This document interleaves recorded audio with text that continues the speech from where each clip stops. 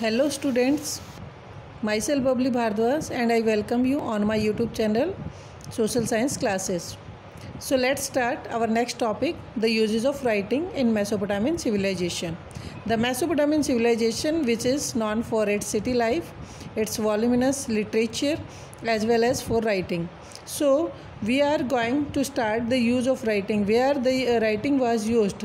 कहाँ पे इसका यूज़ किया जाता था वो हम यहाँ पे करेंगे. यहाँ इस राइटिंग से रिलेटेड एक स्टोरी भी कनेक्ट की हुई है जो एनमरकर राजा से जुड़ी हुई है. उरुक का राजा था वो. उरुक एक साउथ मेसोपोटामियन का सिटी, वहाँ का एक राजा के बारे में यहाँ पर डिस्कशन दिया हुआ है, तो उसके बारे में हम यहाँ डिस्कस कर रहे हैं. The connection between city life, trade and writing is brought out in a long Sumerian epic poem about Enmerkar. कि यहाँ पर सिटी लाइफ, ट्रेड, राइटिंग, इनका इंटरकनेक्शन कैसे हुआ था. वो इंटरकनेक्शन जो हुआ था वो एक यहाँ पर लॉन्ग सुमेरियन एपिक, सुमेरियन भाषा में लिखा गया एक महाकाव्य जो एनमरकर राजा के बारे में था, उसमें इन तीनों का आपसी संबंध मिला है. किसका? सिटी लाइफ का, ट्रेड का और राइटिंग का. शहर था तो शहर में ट्रेडिंग होती थी, और ट्रेडिंग होती थी तो रिकॉर्ड रखने की ज़रूरत पड़ती थी जिसमें राइटिंग की रिक्वायरमेंट होती थी. तो इन तीनों का इंटरकनेक्शन था. और ये कहाँ पे मिला है? एक लॉन्ग पोइम है सुमेरियन भाषा में लिखी हुई जो एपिक लिखा गया था और उसमें इसका जिक्र किया गया. अब एनमरकर का भी बता दिया कौन थे. जो मेसोपोटामियन ट्रेडिशन बताया है उसमें उरुक को एक बहुत ही अच्छा शहर बताया था. It was city par excellence and often known simply as the city. The city word use is here because it is use for a particular city. The city इसलिए यूज़ किया गया है क्योंकि ये बहुत ही स्पेशल शहर था, अपने आप में एक था, इसके पैरेलल कोई भी सिटी नहीं था. तो इसको मेसोपोटामियन ट्रेडिशन में उरुक शहर को द सिटी का नाम दिया गया. एनमरकर एनमरकर का नाम फर्स्ट ट्रेड के साथ जुड़ा हुआ है. सुमेर में, सुमेर एक एरिया था, सुमेर लैंग्वेज भी थी, सुमेरियन लैंग्वेज, और सुमेर एरिया भी था. जो सुमेर एरिया था वहाँ पहली बार जो ट्रेड हुआ था, उस ट्रेड के साथ जो नाम जुड़ा हुआ है वो एनमरकर रूलर का जुड़ा हुआ है. एनमरकर जो उरुक का राजा था. उन दिनों में एपिक में क्या लिखा हुआ है कि उन दिनों में क्या होता था, ट्रेडिंग के बारे में कोई नहीं जानता था. Trade was not known by anybody. Enmerkar wanted lapis lazuli and precious metals for the beautification of the city temple and sent his messenger out to get from the chief to a very distant land called Aratta. कहते हैं कि भाई उस time पे कोई भी trading को नहीं जानता था. एनमरकर लैपिस लेजुली, एक प्रेशियस स्टोन को लैपिस लेजुली कहा जाता था, और ऐसे ही प्रेशियस मेटल को मंगवाना चाहता ताकि टेम्पल को वो ब्यूटीफाई, वो सुंदर बना सके. और उसने अपने मैसेंजर को भेज दिया था, एक चीफ के पास भेजा था, और वो कहाँ, वो बहुत ही दूर का एरिया था जिस चीफ के पास भेजा था उसका नाम क्या था? अरेटा. तो मैसेंजर वहाँ पर पहुँचा तो मैसेंजर ने अपने राजा की बात को माना. ही डिड ओबे करना, बात को मानना. रात में वह चला, रात में तारों की छाँव में चलता रहा, दिन में वह सूरज की धूप जो है उसमें चलता रहा. And he go to up into the mountain ranges, पहाड़ियों पर चढ़ा. कम डाउन, नीचे की तरफ आया पहाड़ियों से. ऐसे ही मतलब पहाड़ों में से होता हुआ वह आगे गया था, बहुत दूर का रास्ता था. पीपल ऑफ सूसा, सूसा ये एक शहर का नाम है, उस रास्ते में पड़ता था people of Susa. Began the mountain saluted him like the tiny mice. जब उन्होंने उस मैसेंजर को सैल्यूट किया तो वो ऐसे लग रहे थे जैसे कि छोटे चूहे हों. इस तरीके से उन्होंने उसको सैल्यूट किया, मतलब उसका अभिवादन किया. 5 रेंजेस पास की, 6 रेंजेस पास की, 7 की. इसका कहने का मतलब है बहुत सारी पहाड़ियों को क्रॉस करते हुए उनको जाना पड़ता था. मैसेंजर अराटा के चीफ के पास पहुंचा, मतलब जा ही नहीं सका. To part with the lapis lazuli और सिल्वर, मतलब वो कुछ नहीं ला सका. वो जो मैसेंजर था वो अराटा के चीफ से कुछ भी नहीं ला पाया, और ना तो लेजुली, लैपिस लेजुली ले पाया और ना ही सिल्वर ले पाया था. और उन्होंने क्या किया था, अपनी उस लॉन्ग जर्नी में वह आता रहा जाता रहा. ऐसे उसने कई चक्कर लगाए थे, बार बार वह चक्कर लगाता रहा. उसने ऐसा भी किया कि उसने राजा की तरफ से, उरुक के किंग की तरफ से उसने थ्रेट्स भी दी, धमकियाँ भी दी और कुछ प्रॉमिसेस, कुछ वायदे भी किए थे। किसको? अराटा के चीफ को किए थे। किसने? मैसेंजर ने। Ultimately at last messenger grew weary of mount, messenger का सिर चकरा गया था जब बार बार आ जा रहा था और बार बार वह उस चीफ से बात कर रहा था, तो उसका सिर चकरा गया था। उसके सारे जो मैसेज हैं वो मिक्सअप हो गए थे, उसको समझ नहीं आ रहा था कि अब क्या कहा जाए। एनमर्कर ने क्या किया, फिर एक क्ले टैबलेट बनाई, हाथ के हिसाब से अपने ही हाथों से बनाई थी उन्होंने, और उन्होंने उस पर कुछ लिख दिया। और उन दिनों में इस राइटिंग क्ले के ऊपर लिखने के बारे में कोई भी नहीं जानता था। तो इसका मतलब क्या हुआ, इस एनमर्कर की जो लॉन्ग सुमेरियन एपिक पाई गई है उसमें राइटिंग के बारे में जिक्र किया हुआ है, और जो सिर्फ और सिर्फ हमें एनमर्कर के लॉन्ग एपिक से ही पता चलती है। अब क्या हुआ, जब उसको उस अराटा के चीफ को, अराटा के रूलर को वो रिटन टैबलेट दी जो एनमर्कर ने तैयार की थी, तो उसने उसको बड़े ध्यान से देखा। देखने के बाद उसने क्या देखा कि जो स्पोकन वर्ड्स हैं वो नेल्स से लिखे हुए, मतलब किलाक्षर में लिखे हुए हैं, उनको वेज शेप में लिखा गया था। उनका फेस पे तोरिया चढ़ गई उसको देखकर, टैबलेट पे कुछ लिखा हुआ देखकर, तो फ्राउनिंग हो गया, गुस्सा आ गया उनको। He kept looking at the tablet, और टैबलेट की तरफ वह बार बार देखता रहा। ये ऐसा लग रहा है कि लिटरल ट्रूथ नहीं है, कि वास्तविक सच्चाई नहीं भी हो सकती है ऐसा जो इसके अंदर लिखा हुआ था सुमेरियन एपिक के अंदर। And but it can be inferred that in Mesopotamian understanding it was kinship that organise trade and writing. लेकिन हाँ, एक बात क्लियर हो जाती है, वो क्या है कि भी मेसोपोटामिया सिविलाइजेशन में सिर्फ ट्रेडिंग और राइटिंग का काम रूलर ही करता था, राजा ही करते थे जो ट्रेडिंग और राइटिंग को करवाते थे। इस पोइम में हमें और भी ये पता चलता है कि भाई स्ट्रॉन्ग इन्फॉर्मेशन के मीन्स होने के साथ साथ जो टैबलेट थी, tablet become the strong means of storing the information as well as of sending messages afar. कहते हैं कि भाई टैबलेट का तो यूज़ था ही था, साथ ही साथ अगर राइटिंग का देखा जाए तो राइटिंग से स्टोर की जाती थी इन्फॉर्मेशन, और कुछ मैसेज को भी दूर तक भेजा जा सकता था। राइटिंग एक सुपीरियरिटी का सिंबल बन गया था। कहाँ पर? मेसोपोटामियन अर्बन कल्चर में, मेसोपोटामियन सिविलाइजेशन में स्टेटस को बढ़ाने का एक सिंबल बन गया था राइटिंग। राइटिंग से ही सारा रिकॉर्ड रखा जाता था, सारी ट्रेडिंग होती थी। अब हम नेक्स्ट टॉपिक कर रहे हैं बेटा, that is urbanisation in southern Mesopotamia. कि साउदर्न मेसोपोटामिया में शहरीकरण कैसे बढ़ा था। जिस उरुक शहर के बारे में हम बार बार बात कर रहे हैं वो कहाँ पर था? वो था साउदर्न मेसोपोटामिया में। मेसोपोटामिया का जो साउदर्न पार्ट है वहाँ पर और क्या चीज़ देखने को मिली यार, और क्या स्ट्रक्चर्स मिले, that were the temples as well as the kings. King ही टेम्पल्स को बनवाते थे। हम बात कर रहे हैं 5000 BC की, तो बहुत सारी सेटलमेंट वहाँ पे सेटअप होनी शुरू हो गई थी, बस्तियाँ बन गई थी, अर्ली सिटीज़ भी वहाँ पे इमर्ज हुई थी इन्हीं सेटलमेंट के पास में। अब लोग वहाँ पे रहना शुरू कर दिया था, ट्रेडिंग करनी शुरू कर दी थी, तो शहर भी बन गए थे, अलग अलग तरह के वहाँ पे सिटीज़ बने थे। These were of the various kinds. कौन कौन से? Gradually developed around the temple, कुछ मंदिर के चारों तरफ डेवलप हुए, कुछ जो है ट्रेडिंग सेंटर के रूप में डेवलप हुए, और कुछ जो इम्पीरियल सिटी बने। इम्पीरियल सिटी कौन से बने थे? जहाँ पर पैलेसेस ऑफ किंग होते थे, वो इम्पीरियल सिटी बने। ये ऐसे ही यहाँ पर हम दो शहरों के बारे में डिस्कस करेंगे।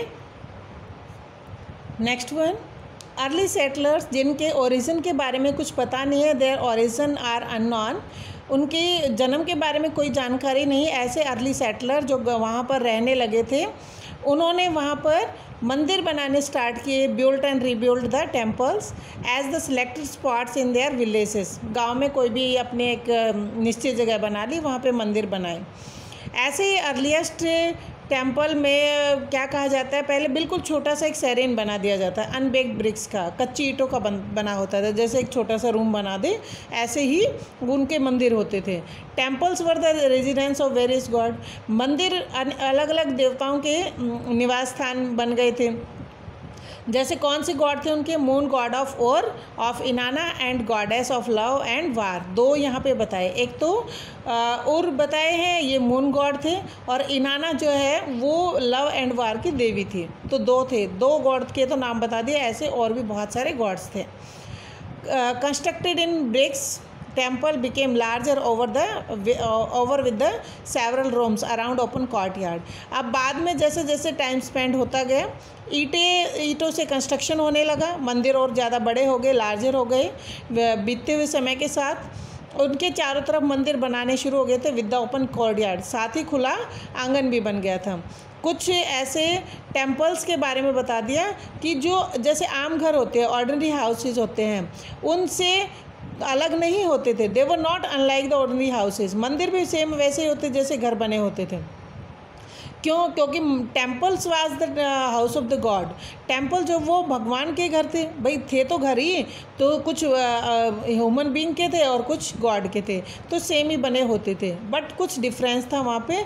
The outer wall going in and out of the regular interval, कि जो बाहर की दीवार बनी हुई थी मंदिरों की, वो एक रेगुलर इंटरवल पे बनी हुई थी, यानी कि कभी अंदर की तरफ, कहीं पे थोड़ा सा बाहर की तरफ, ऐसे थोड़ा सा डिज़ाइन बना हुआ था जो कॉमन हाउसेज में देखने को नहीं मिला था।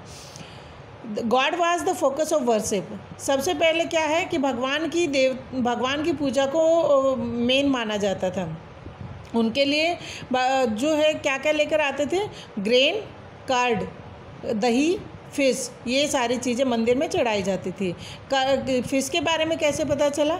जब मंदिरों के फर्श की खुदाई की गई तो उसके नीचे फिश बोन्स पाई गई थी, तो पता चला कि भी हाँ मछली भी चढ़ाई जाती थी। The god was also theoretical owner of the agricultural field.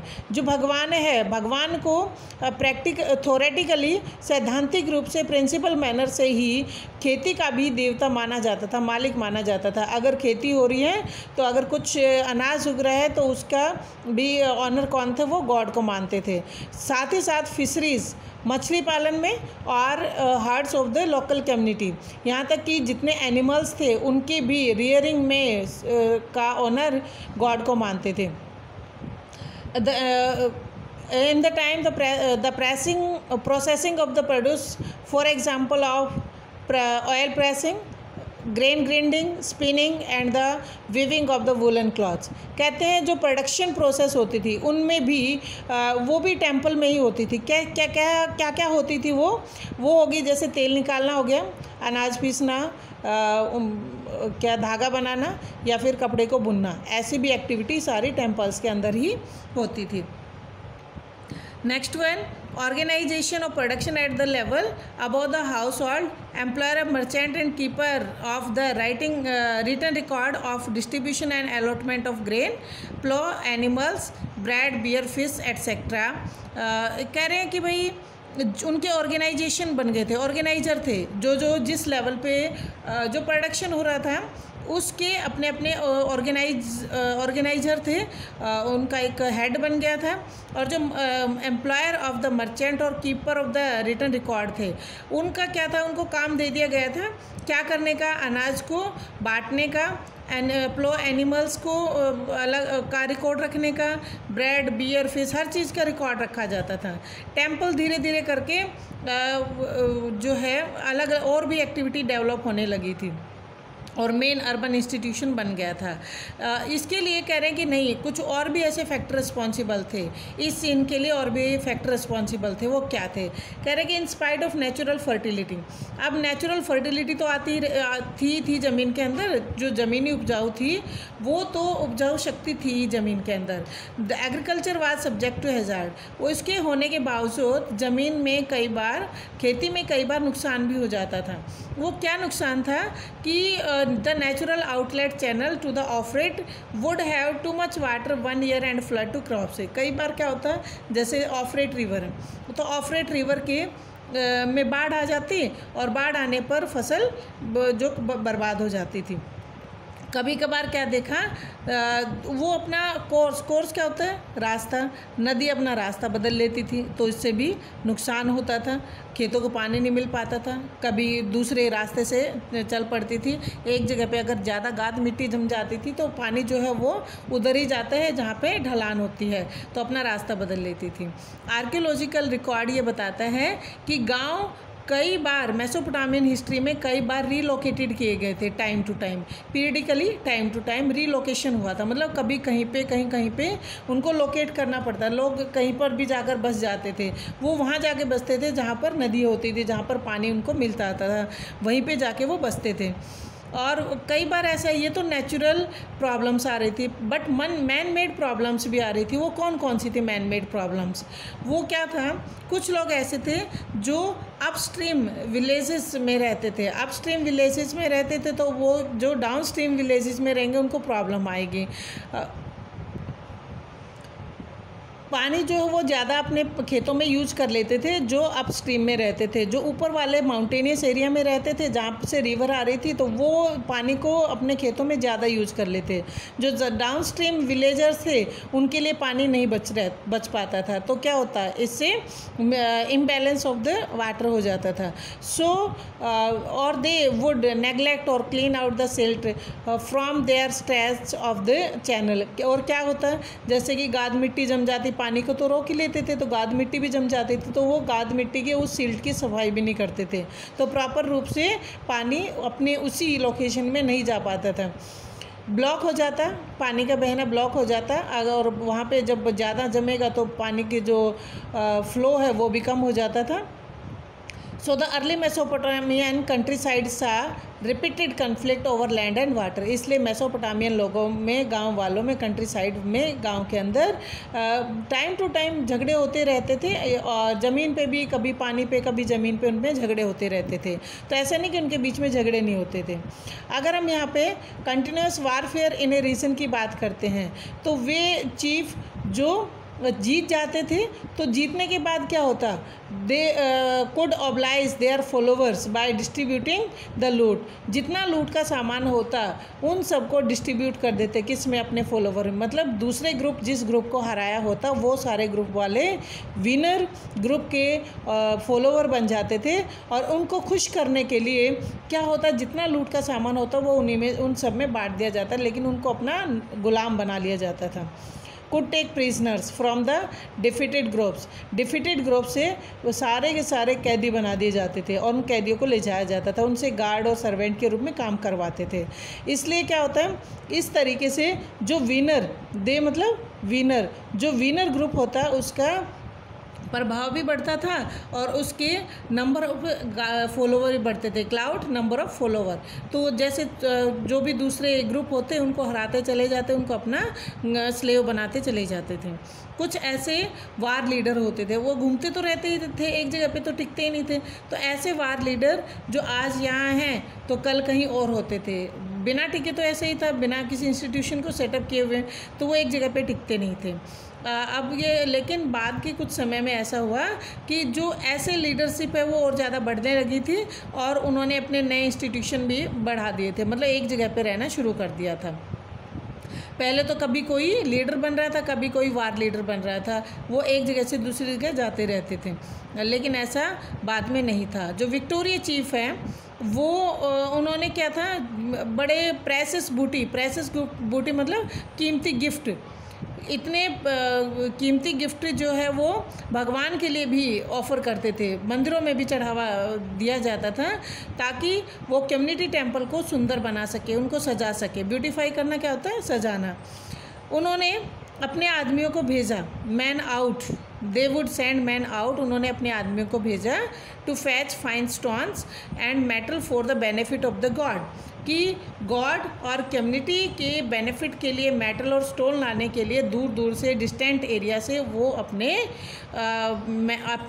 Messenger या अपने आदमियों को भेजते थे। कौन? रूलर भेजते थे। Organise the distribution of temple wealth in an efficient way by accounting for things that came in and went out.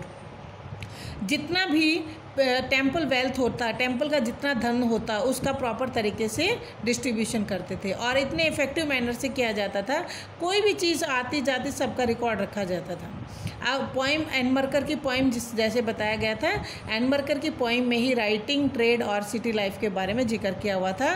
तो इससे राजा का जो स्टेटस है वो और हाई हो जाता था, राजा का सम्मान बढ़ जाता था, और राजा की अथॉरिटी बढ़ जाती थी, ताकि वो अपनी पूरी कम्युनिटी, अपने पूरे फॉलोवर को कमांडेड कर सके।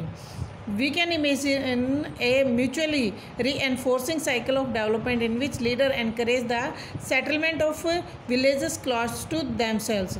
कहते हैं हम एक और यहाँ पर अंदाज़ा लगा सकते हैं, वो क्या है कि एक रीएनफोर्सिंग साइकिल चला हुआ था, मतलब एक सुदृढ़ साइकिल चल पड़ा था किसका, डेवलपमेंट का, जिससे लीडर ने अपने गांव बसाने शुरू कर दिए थे कि गांव वालों को अपने पास में लेना शुरू कर दिया, settlement of the villages close to themselves, कि जो लीडर है वो गांव वालों को अपने साथ रखना चाहते थे, अपने गांव में ही बसाने के लिए उन्होंने एनकरेज किया था। To be able to rapidly get an army together, ताकि उन लीडर को, उन रूलर को जल्दी से क्या मिल जाए, आर्मी मिल जाए, जब भी कभी ज़रूरत हो गांव से आर्मी बना लेते थे। इसके अलावा लोग बड़े सुरक्षित रहते थे, सेफ रहते थे जब क्लोज प्रॉक्सिमिटी में होते थे, मतलब जब एक दूसरे के पास में होते थे तो लोग ज़्यादा सुरक्षित महसूस करते थे। देन उरुक की बात की जाए, उरुक क्या था, एक अर्लीस्ट टेम्पल टाउन था। तो हमने वहाँ पर भी क्या देखा, कुछ आर्म्ड हीरो और उनके विक्टिम्स के बारे में हमने पढ़ा था। आर्म्ड हीरो मतलब जिनके पास अस्त्र शस्त्र होते थे, armed heroes and their victim और उनके कैदी। Careful archaeological surveys have shown that, और जब बारीकी से पूरा अध्ययन किया गया, आर्कियोलॉजिकल सर्वे किया गया था, तो उसमें क्या बताया, करीबन 3000 BC के आसपास ऐसा हुआ था, when Uruk grew to the enormous extent of 250 hectare, कि उरुक शहर 250 हेक्टेयर के आसपास मतलब एमर्ज हुआ था। इसका एरिया कितना था 3000 BC में, किसका, उरुक शहर का 250 हेक्टेयर के बराबर इसका एरिया था। इसको इतना बढ़ा दिया गया था इस शहर को। ये कितना था, अगर आप मेसोपोटामिया, अगर आप हड़प्पन सिविलाइजेशन की बात करते हो तो हड़प्पन सिविलाइजेशन में एक शहर का नाम है मोहनजोदारो, वेरी फेमस, इसकी मूवी भी बनी हुई है। तो मोहनजोदारो जो है उसका एरिया कितना था, 125 हेक्टेयर का था। कितना, 125 का। तो 125 हेक्टेयर का, लेकिन जो उरुक सिटी है वो 250 हेक्टेयर का था। इसका मतलब ट्वाइस ऑफ द मोहनजोदारो। और ये तो बहुत बड़ा बाद में बना था, और इनको बनाने के लिए, इस उरुक शहर को बनाने के लिए पता नहीं कितने दर्जनों छोटे छोटे गांवों को खाली करना पड़ा था, उन लोगों को वहाँ से हटाना पड़ा था, तब जाके ये शहर बना था। अभी इसी पेज पे बेटा देखो, यहाँ पे क्या दिया हुआ है, ये एक टेम्पल की फ़ोटो दिखा रखी है। आपके माइंड में तो जैसे आजकल के टेम्पल्स है वैसे इमेज होगी, लेकिन ये भी टेम्पल है। टेम्पल के चारों तरफ ये रूम्स बना रखे हैं विद द ओपन कोर्टयार्ड। तो कुछ इस तरीके से के टेम्पल हुआ करते थे, तो किसी आम घर से, कॉमन हाउस से कम नहीं थे, वैसे ही हुआ करते थे। On this page number, there's one question is also here. What were the steps were taken by the ruler to increase his influence and control over the people? लोगों पर अपना प्रभाव और अपना कंट्रोल बढ़ाने के लिए रूलर क्या क्या स्टेप उठाते थे, क्या क्या करते थे। एक तो क्या था, किंग अपने कंट्रोल को बढ़ाने के लिए अपना पूरा कंट्रोल रखते थे, पूरा डिसिप्लिन रखते थे, और मंदिरों को सजाने का काम करवाते थे, या फिर कम्युनिटी की प्रोटेक्शन करते थे, या फिर लोगों को काम के बदले अनाज दिया जाता था। तो इस तरीके से राजा जो है वो पूरी तरह से पूरी कम्युनिटी पर अपना कंट्रोल रखते थे। अब हम यहाँ पे बात कर रहे हैं उरुक के बारे में ही बात हो रही है। तो उरुक एक कैसा शहर था, जो 250 हेक्टेयर की ज़मीन थी उरुक शहर की, उसके चारों तरफ एक डिफेंसिव वॉल बनी हुई थी, एक प्रोटेक्टेड वॉल, दीवार, फोर्टिफिकेशन बहुत अच्छा था। साइट की अगर बात की जाए, The site continuously occupied from about 4200 BC।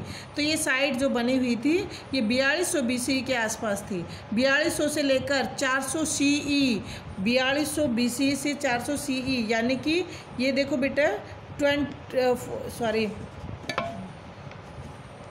ये क्या है 4200 BC से अगर आप उल्टा चलते हो, उल्टा होके कितना आ जाएगा, तो 400 हो गया, 4000 हो गया, 3000, 2000, 1000 से उल्टा होते होते 100 पे आए हैं, 100 BC पे आ गए हैं, और 100 BC से कम होते होते उल्टा कितने पे आ गए, 1 BC पे आ गए, और 1 BC से आगे फिर बढ़े हैं तो 100, 200, 300, 400 CE तक आ गए हैं। तो ऐसे करके ये देखो इतने साल साल पुराना है, तो 4200 का ये हो गया और 400 CE का हो गया, यानी 4600 ईयर्स का के बारे में बताया है कि उरुक शहर अपने उसी एरिया में था, 250 हेक्टेयर के एरिया में कंटिन्यू बना रहा। लेकिन 2800 BC की बात की जाए तो उसमें इसका एरिया जो बढ़ के 400 हेक्टेयर हो गया था, यानी 400 हेक्टेयर और भी गांव, आसपास के गांव को मिला लिया गया था। जितने वार कैप्टिव्स, जितने बंदी थे, जितने लोकल पीपल थे, वो मंदिरों में काम करते थे या फिर राजा के लिए डायरेक्टली काम करते। राजा का अगर कोई काम होता तो भी या तो बंदियों से काम करवाया जाता था या आम आदमियों से काम करवाया जाता था। भले ही एग्रीकल्चरल टैक्स ना दें, खेती के ऊपर जो टैक्स लगता था वो भले ही ना दें, लेकिन राजा के लिए काम करना और टेंपल के लिए काम करना वो कंपलसरी था। तो ये तो बड़ा कंपलसरी काम बता दिया उनको कि हाँ भाई, चाहे कोई कुछ भी कहे, कुछ भी करे, लेकिन ये काम उनके लिए ज़रूरी होता था। जो काम करते थे उनको पेड राशन दिया जाता था। तो मतलब राजा अपना कंट्रोल बढ़ाने के लिए ऐसे कर रहा था, तो उनको क्या था, राशन दे दिया जाता, देवर पेड राशन, उनको खाना दे दिया जाता, थोड़ा बहुत अनाज दे दिया जाता। ऐसा कैसे पता चला? बहुत सारी 100 ऑफ लिस्ट पाई गई हैं राशन की, जिससे पता चलता है हाँ भाई उन लोगों को राशन मिलता था। उसमें आदमी का नाम भी दिया हुआ है, या क्वांटिटी ऑफ ग्रेन है, कपड़ा है, तेल है, जो जितना जिसको मिलता था उसकी उतना ही मेजरमेंट करके और उनमें लिखा हुआ मिला है। एस्टिमेटेड ये किया गया कि भाई एस्टिमेशन बता दिया कि एक मंदिर के बारे में बता रहे हैं, करीबन 1500 आदमियों ने काम किया 10 घंटे हर रोज़ के लिए। तो 5 साल लग गए उस मंदिर को बनाने, यानी इतना ज़्यादा काम करवाया जाता था लोगों से। अगर हर रोज़ 1500 आदमी 10 घंटे के लिए काम करते थे तो 5 साल उस मंदिर को बनने के लिए लगे थे। तो इसका मतलब very laborious work this was to make the temple. अगर ये आगे क्या कह रहे हैं, with the ruler commanding people to fetch stone और the metal ores to come and make bricks और lay the bricks for the temple. Ruler command करते थे लोगों को क्या लाने के लिए, पत्थर लाने के लिए या फिर मेटल लाने के लिए करते थे। अब ईंटें बनाने के लिए, ईंटों से मंदिर बनाने के लिए, या फिर बहुत दूर दूर उनको भेजा जाता था to fetch the suitable material, जो चीज़ें चाहिए मंदिर बनाने के लिए, तो लोगों को दूर से लाना पड़ता था। तो ऐसा नहीं कि उनके पास टेक्निक्स नहीं थी, तो उरुक के अंदर भी बहुत ज़्यादा टेक्निक्स थी। 3000 BC की बात की जा रही है। वो ब्रॉन्ज टूल्स का यूज़ करते थे। ब्रॉन्ज टूल्स का यूज़ किया जाता था अलग अलग क्राफ्टिंग में। अगर मान लिया कोई भी इंट्रिकेट डिज़ाइन करना होता था, बारीकी से खुदाई करनी होती थी, तो ब्रॉन्ज टूल्स का यूज़ करते थे। आर्किटेक्ट को पता था कि ब्रिक कॉलम बनाने कैसे होते थे, ईंटों की कॉलम बना देते थे ताकि जो छत है, हॉल की छत है, उसको सपोर्ट मिल सके। उस टाइम पे ऐसी कोई सूटेबल वुड नहीं थी, कोई लकड़ी नहीं थी ऐसी जो पूरी छत का बोझ ओढ़ सके, तो ऐसे ही ईंटों के कॉलम बना दिए जाते थे। 100 of people were put to work at making and baking of the clay. ईंटें बनाने में क्ले के मिट्टी के कॉर्न बनाने में और पकाने में बहुत सारे लोगों को काम दिया जाता था। जिन क्ले कॉर्न्स को मंदिर की दीवारों के बीच बीच में लगा दिया जाता था, शंकु कॉर्न बना दिए जाते थे और उनको अलग अलग कलर से पेंट किया जाता था। वो इसलिए बनाया जाता था और उससे एक कलरफुल मोसेक, एक ऐसी बिल्डिंग हो जाती थी, बिल्कुल कलरफुल रंग बिरंगी बिल्डिंग तैयार हो जाती थी। अगर मूर्तियों की बात की जाए, ये तो बिल्डिंग की बात की जा रही है, स्कल्पचर की बात अगर की जाए तो जो है बहुत ही सुपर्ब अचीवमेंट थी, बहुत ही अच्छी मूर्तियाँ बनी होती थी। और वो कोई वही मिट्टी जो आसानी से मिल जाती थी उससे नहीं, बल्कि बाहर से पत्थर जो मंगवाए जाते थे उनसे उन मूर्तियों को बनाया जाता था। तो ये भी उनकी टेक्नोलॉजी के बारे में बता दिया। This civilization was very developed और very technological civilization. So we can say the appropriate of an urban economy. The potter's wheel, बाद में क्या हो गया, जैसे कि पॉटर्स का व्हील आ गया, कुम्हार का जो है व्हील बन गया था, और व्हील के चलने से एक बार में पॉटर बहुत सारे प्रोडक्शन कर पा रहा था। दर्जनों प्रोडक्शन एक बार में की जा रही थी, बहुत सारे बर्तन बनाए जा रहे थे। तो ये व्हील के इन्वेंशन से भी पॉटर्स को बहुत ज़्यादा आसानी हो गई थी। यहाँ पे ये देखो बेटा, ये नीचे इमेज दी हुई है, इमेज कौन सी किसकी दिखा रखी है, ये सिलेंड्रिकल सील की दिखा रखी है। बिल्कुल राउंडेड शेप में, एक सिलेंड्रिकल शेप में कोई व्हील बना दी सील बना दी जाती थी, और वो सील जैसे स्टैंप होती है, स्कूलों की स्टैंप होती है, बाकी और भी स्टैंप आपको पता है, तो वो इसी तरीके की सील बना दी जाती, लेकिन उसके ऊपर क्या की जाती थी, खोद के कार्विंग कर दी जाती थी। कार्विंग तो खुदाई कर दी जाती थी, अलग अलग शेप दे दी जाती है, ह्यूमन बीइंग या एनिमल्स किसी की भी बना दी जाती थी, और उसको रोल अप करके किसी भी टैबलेट के ऊपर, मिट्टी के ऊपर आसानी से छाप छोड़ सकते थे। तो ऐसे तैयार की जाती थी। Look at this source, the seal and urban art effect. कहते सील के बारे में बात करते हैं, जो सील थी वो कैसे बनाई जाती थी। ये भी शहर की एक हैंडमेड थिंग थी, शहरों के अंदर ही तैयार की जाती थी। अर्बन शहरी आर्टिफैक्ट हैंडमेड थिंग, तो कौन सी चीज़ थी, सील थी वो। अर्ली स्टोन सील वर स्टैम्प्ड, पहले पत्थर की सील्स बनाई जाती थी। और मेसोपोटामिया में ये फर्स्ट मिलेनियम बीसी के एंड तक की बात की जा रही है, सिलेंड्रिकल स्टोन सील्स बनानी शुरू हो गई थी। क्या करते, जैसे सिलेंड्रिकल शेप में पत्थर की सील बना दी जाती थी, और पत्थर की सील के ऊपर खोद के और अलग अलग डिज़ाइन बना दिए जाती थी। उनके बीच में छेद कर दिया जाता है, उस सिलेंड्रिकल शेप के सील के बीच में छेद कर दिया जाता था, पियर्स डाउन, छेद कर देना। फिर क्या था, उसके बीच में एक स्टिक डाल दी जाती, स्टिक डालने के बाद उसको वेट क्ले पे रोल अप किया जाता, घुमाया जाता था, ताकि लगातार वो पिक्चर बन सके।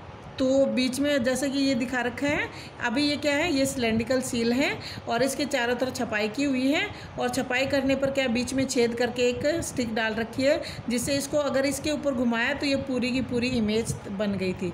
ये तो सेल से हैं, और ये जो इमेज इन पे बना रखी है, वो जो छप रही है वो दिखा रखी है साथ साथ। ये 5 दिखा रखी है बेटा सेल्स, और 5 सेल्स की छाप भी यहाँ पे, इम्प्रेशन भी यहाँ पे आपको दिखा रखा है। वे क्या करते थे, जो स्किल्ड क्राफ्टमैन है वो कार्विंग करते इन पे, या फिर कुछ लिख भी देते थे, मालिक का नाम लिख दिया, भगवान का नाम लिख दिया, उनकी ऑफिशियल पोजीशन लिख दी, ऐसे सील्स पे लिखा जाता था। एक सील को किसी भी क्ले मतलब कि ये बता दिया, जैसे कपड़े का एक पैकेट बना दिया जाता है, कपड़े का पैकेट मतलब एक पूरी पोटली बांध देना, जैसे तो पोटली बांध दी जाती थी, तो उसके ऊपर क्या कर देते, उसकी गांठ पे मिट्टी लगाई जाती थी, क्ले लगा दी जाती, और उस क्ले के ऊपर क्या करते, सील को घुमा दिया जाता था। सील को घुमा दिया तो उस क्ले पे छपाई आ जाती और उसको सुखा दिया जाता था। ऐसे ही किसी मटके के मुंह पर भी मिट्टी लगा के और उस पर सील को घुमा दिया जाता था। तो इससे क्या हो जाता है, इससे कंटेंट को सेफ रखने के लिए, क्योंकि अगर कोई तोड़ेगा, उसको हटाएगा, सामान उसमें से निकालेगा, तो वो टूट जाएगी और दोबारा ऐसी उनसे बनेगी नहीं। तो पता चल जाता था कि हाँ, इस पोटली के साथ या इस बर्तन में से कुछ निकाला गया है, ये चीटिंग की गई है। जब उसको मिट्टी के उस टैबलेट पे वो रोल अप कर दिए जाते थे, तो इससे क्या हो जाए, ऑथेंटिसिटी तैयार हो जाती थी। ऑथेंटिसिटी मतलब उसकी जांच हो जाती थी, उसकी प्रमाणिकता तैयार हो जाती थी। सील जो है शहर वालों के लिए एक बहुत ही इम्पॉर्टेंट थिंग थी, ये उनकी पब्लिक लाइफ में बहुत ही ज़रूरी था। तो ये हमारा एक टॉपिक कंप्लीट हुआ बेटा। Okay, thank you, have a nice day.